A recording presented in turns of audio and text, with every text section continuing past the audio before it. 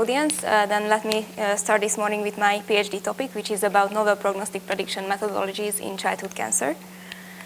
My name is Petra Varga. I'm a PhD student and pediatric resident, and my supervisor is Esther Tuboy. My SMSs are Vanda Máté and Mahmoud Obeidat, and my statisticians are Tamás Kói and Szilvia Kisdala.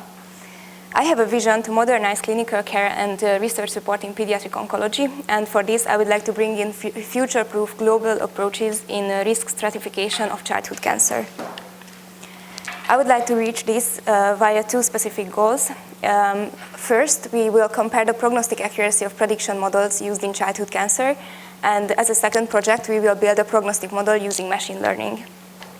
So about my first topic. Approximately 400,000 children and adolescents develop cancer worldwide each year, and even though the survival in high-income countries is more than 80%, we still have some fields where we can improve. For example, the survival after relapse is significantly worse. Here I show you an example of a study about acute lymphoblastic leukemia, where after the first relapse, the survival was around 50%. Therefore, we think that predicting the prognosis is crucially important because it will determine the initial therapy of the individual patients. These prognostic systems are working well in case of adults. However, the rarity of the childhood cancer types makes it really difficult to develop good prognostic models in this field. International collaborations would be needed to provide sufficient data for this, and the childhood cancer data system should be implemented to drive continuous improvements in this field. So right now, our aim is to compare the accuracy of different prediction models in childhood cancer. For this, we considered all kinds of pediatric patients with malignant cancer, and we grouped the prognostic models into three distinct categories. The first one uses clinical scores, the second one uses robust genetic transcriptomic data, and the third one uses the same factors, but during the establishment of the model, some artificial intelligence method is used. And we also have an additional category 0 where only one factor is present. Our hypothesis is that the new generation prediction models, especially the AI-based ones, will produce the best accuracy. And the implementation would be to improve prognostic accuracy, and through that precision care and finally survival.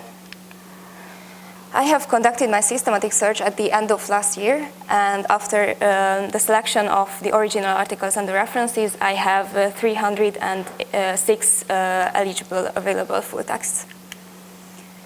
As an outcome measurement, we use the area under the receiver operating characteristics curve and the secondary one as the concordance index. And right now we have finished the analysis for the short-term survival and some parts of the mid-term survival, namely the 3 and 5 year overall survival. But we still have a lot of ongoing analysis for a lot of different outcomes. Here I show you the first part of my first forest plot, which is about the accuracy of the prediction of 1 year overall survival in case of non-central nervous system solid tumor patients. This is an important outcome, mainly in tumors with worse prognosis. All of my studies were retrospective cohort studies, and they all contain, in majority, patients below the age of 21. And the outcome measurement is the area under the curve with the confidence interval. And this is the receiver operating characteristics curve shows us the sensitivity and specificity of the model. And the bigger the area is, the better the model performs. So if the area is 1, then we can say that the model is perfect. And if it's in this field above 0.75, we can say that it works well. And if it's above 0.85, we can say that it works excellently. On this figure, you can see all three kinds of the main model categories. We can say that the clinical scores performed already well because the area was 0.83.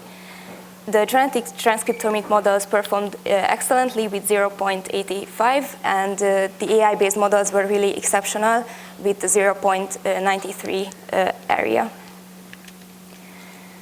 This is the second part of the same figure with the hematological malignancies and central nervous system tumors. In case of these diseases, I only had enough data about the second model category, so we can only see a tendency here in case of CNS solid tumors. My second forest plot shows the first part of the midterm survival, the three-year overall survival. Here also about the non-central nervous system solid tumors. Here we can see the same tendency, the same kind of evolution, that with the modernization of the models, the accuracy is higher. So from 0.72 to 0.83, we can reach 0.87 with the AI-based models. And here I had a bit more data about the hematological malignancies, and we also see the same tendency here. And the third forest plot is about the 5-year overall survival, which is a really important measurement when outcome measurement when deciding the protocol that will be used after diagnosis. And here we also see the same tendency, a bit higher than in case of the 3-year overall survival. So based on these three forest plots, we can suggest the use of AI-based models in the clinical setting. This is the second half of the 5-year overall survival with even more data about the first and second model category. An interesting result here is that there is not really a big difference between the first and second category in the areas. So I think the biggest strength of my project is that it provides a broad overview of different types of childhood cancer through a high number of articles and outcomes. But we still have limitations. I would highlight the heterogeneity of the prognostic models. Right now, I have finished the data extraction from the available data, and I have received some plots, but the statisticians and me are still working on some additional calculations from the extracted data to be able to do the forest plots. Now let me move on to my second project, which is about building a prognostic model using machine learning. So during the literature review for the meta-analysis, we saw that the AI models perform really well regarding the accuracy of prognosis prediction, as you can see on the first figure. However, only a few studies are available due to the low number of patients. And even though there is a growing number of large databases in adult oncology, this is lacking in case of the pediatric oncology. So one solution that I saw in the literature was to train the model on adults and validate it on children. However, as you can see on the second figure, the accuracy is significantly worse in this case. So we think that we should rather harness the data advantage of national pediatric registries to build these models. So now we plan to build an accurate prognostic model for childhood cancer using a machine learning approach to support the clinical decision of risk stratification. And for this, we plan to use the Hungarian Pediatric Oncology Network Registry. And we also have an industry partner, Turbine AI, who will help us with the programming and mathematical questions. So to sum up, I would like to finish both of my projects this year. And I would like to thank you for your attention with a quote: "The difficulty lies not so much in developing new ideas as in escaping from old ones."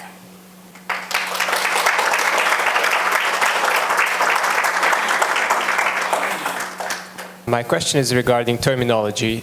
So, as you mentioned, there are these AI models, and they're trying to develop a machine learning model.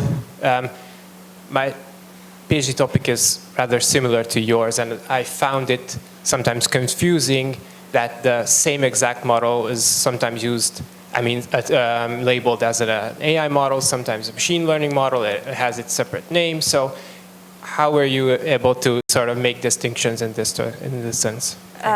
Yes, this was a difficulty in my meta-analysis. You are right. We had a lot of discussions about it with Tamás, my statistician. And I try to find the line between the ones that are, actually I use the help of ChatGPT because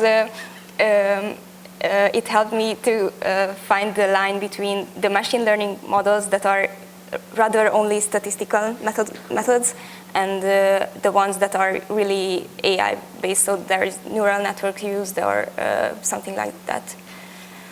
I'd like to ask, are you planning to build these prognostic models for some kind of specific tumor types or just overall for oncology? Or? Yes, our plan A is to build it for neuroblastoma because we had the most data about the non-CNS solid tumors and the most evidence for the advantage of AI-based models for these kind of tumors. So we plan to do that if we have enough data, and if not, the plan B is CNS solid tumors. Yes, and we chose neuroblastoma because, as we saw in Miklós's presentation, once the protocol is very complicated, and maybe it would be beneficial to have a protocol for risk stratification. Just for the second topic, I'm really excited. One of the reasons is the Hungarian Pediatric Oncology Network, which is running the Hungarian Childhood Cancer Registry, has been established as a second in Europe in 1973. So the question is, which is the optimal or the minimum number for individual data for this kind of database? Like a couple millions, thousands, or? Based on the discussions with Turbine AI, I think hundreds. So the range of hundreds is enough because we will not build the model from zero, but we will use established machine learning methods. So there is no need for that many patients, but around hundreds is needed for it to be accurate. How can you imagine how this precision or model will work in the everyday clinical practice when you find the best one? So what will be the impact on our everyday clinical routine? Well, I think the ideal situation would be to be able to do so since we plan to use both clinical factors and NGS-based data as well, the ideal setting would be to be able to do the NGS for every patient that comes to the clinic. And after that, we have the clinical data as we would collect it for the registry.